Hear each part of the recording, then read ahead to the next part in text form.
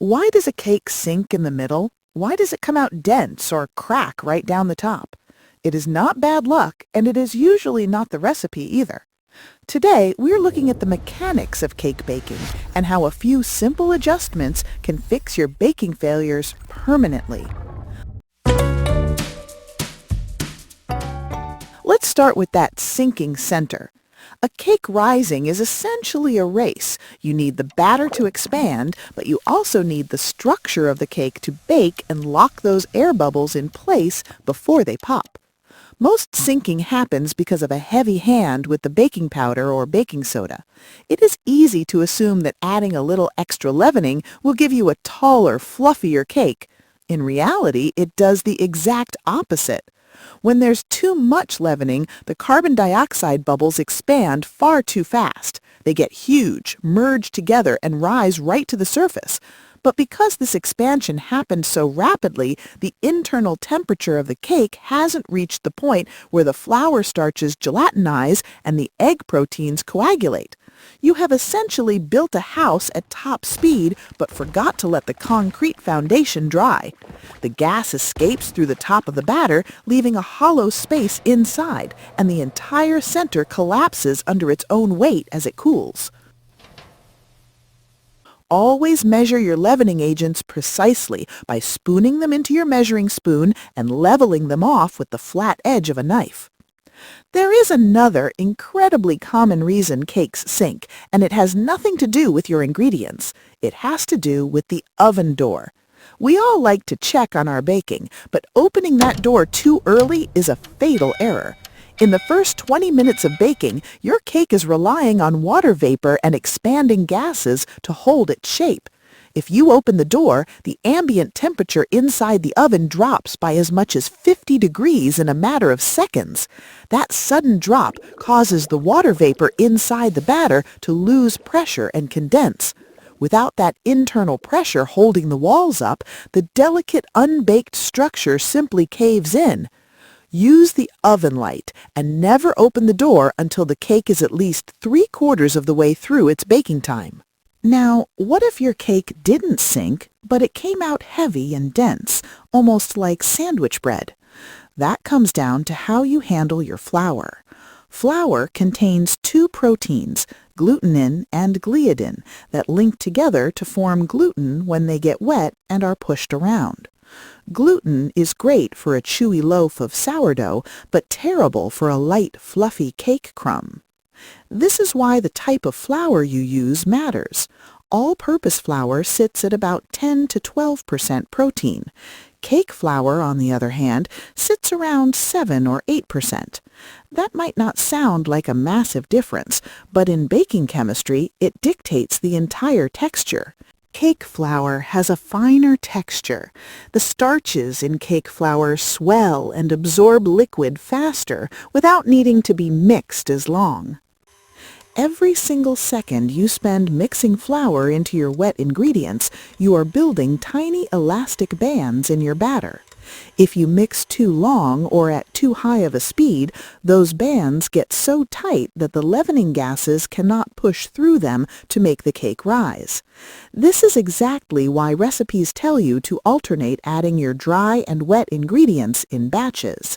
If you dump all the milk in at once, the batter sloshes around, forcing you to mix longer to pull it together. If you dump all the flour in at once, the batter turns to cement, again forcing you to overmix just to clear the lumps. By alternating dry, wet, you keep the viscosity of the batter stable, allowing everything to incorporate with minimal friction. Once that final addition of flour goes in, mix only until the last dry streak vanishes, then stop immediately. Before we move on, I want to explain exactly what we are doing here. This channel does not just give you recipes to blindly follow. Our goal is to teach you the actual nature of food ingredients and how they behave under heat and pressure. When you understand the basic chemistry of the kitchen, you become immune to bad recipes, and you can confidently cook almost anything without a handbook. If building that kind of culinary intuition sounds good to you, hit the subscribe button so you don't miss our upcoming deep dives. One more thing before you even start mixing, make sure you are using the right pan size. Pouring your batter into a pan that is too large spreads it too thin, and it bakes through before it has a chance to rise properly. Too small, and the batter is so deep that the center stays raw while the edges are already done. Always use the pan size the recipe specifies. If you need to substitute, understand that you are changing the baking time and potentially the temperature, and adjust accordingly. As you can see, there's a big difference between the 8 and 9-inch pans. Always use the size specified in the recipe for the best results. Let's talk about the batter itself. If your batter looks separated, chunky, or curdled before it even goes into the pan, your cake is already in trouble. Cake batter is an emulsion, meaning it forces fat, like butter, and water found in milk and eggs to get along. To understand why this breaks, we need to look at the creaming method. When you beat butter and sugar together, the sugar isn't dissolving. Sugar crystals are actually like tiny, jagged little rocks. As they smash into the butter, they dig little caves, dragging air into the fat. This is what makes the mixture pale and fluffy. When you add the eggs, you are introducing water, but you are also introducing lecithin from the egg yolks. Lecithin is an emulsifier. It acts like a bridge, holding the fat and the water together while keeping those air pockets safely trapped. But temperature controls this entire reaction. If you add refrigerator cold eggs or milk to your beautifully room temperature butter, the cold immediately chills the butter. The fat solidifies into tiny little clumps, refusing to bond with the water, and the emulsion shatters. A broken batter cannot hold on to the air you just spent 5 minutes whipping into it. It will bake up into a flat, greasy, heavy cake. Keep your butter, eggs, and milk at the exact same room temperature, around 70 degrees Fahrenheit, before you start.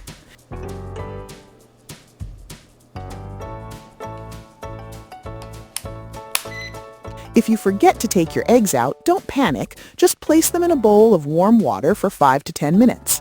And if you make a mistake and your batter does curdle, there is a rescue mission. Do not throw it out. Take 1 tablespoon of your pre-measured dry flour mixture and beat it into the wet ingredients. The starch in the flour will absorb the excess free water, patching the emulsion back together so you can continue. Finally, we have to talk about the dreaded volcano cake. You look in the oven and see a huge dome in the middle with a massive fault line cracked right down the center. This happens when the oven is too hot, causing a severe thermodynamic gradient in your pan. And here is something most people never think to check. Your oven dial is probably lying to you. Most home ovens run anywhere from 25 to 50 degrees off from what the display says. You set it to 350, and it could be sitting at 390. That alone explains a lot of baking failures that people blame on their recipe. A basic oven thermometer costs just a few dollars, hangs on your rack, and tells you what the temperature actually is.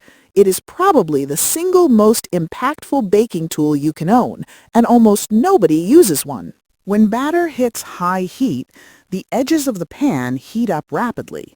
The batter touching the metal cooks, sets, and locks into place while the center is still completely cool and liquid. As the heat slowly penetrates toward the middle, the leavening agents activate and the batter expands.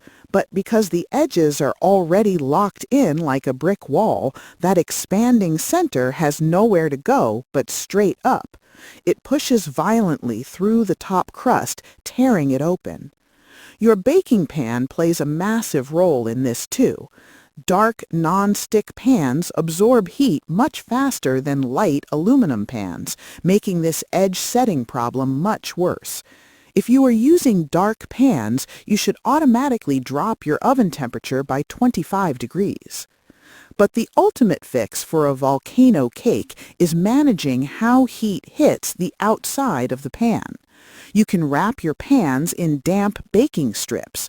You can buy these in baking supply stores or simply make them by folding damp paper towels inside strips of aluminum foil. Wrap them securely around the outside of the cake pan. This works through the science of evaporative cooling. As the heat of the oven hits the wet strip, the water slowly evaporates. Because water cannot exceed 212 degrees Fahrenheit before turning into steam, the outside edge of your cake pan stays at 212 degrees, well below the 350-degree oven temperature. This delays the edges from setting, allowing the center to heat up at the exact same pace.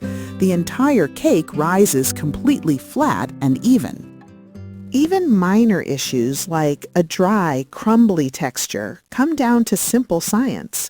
Sugar is hygroscopic, meaning it attracts and holds on to water. If you cut the sugar in a recipe because you prefer things less sweet, you aren't just changing the flavor, you are removing the ingredient responsible for locking moisture into the crumb. The water evaporates out during baking, leaving the cake dry.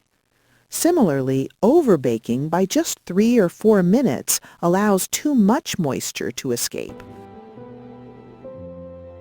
Remember that carryover cooking is real. The internal temperature of a cake continues to rise even after you pull it from the oven, as the hot pan transfers residual heat into the batter. Always test for doneness a few minutes before the recipe suggests. A toothpick inserted into the center should come out with a few moist crumbs clinging to it, not completely bare. Baking is a science, but it doesn't have to be intimidating. It is just a sequence of chemical reactions waiting for you to guide them. Once you understand the mechanics of temperature, leavening, and structure, you control the final outcome.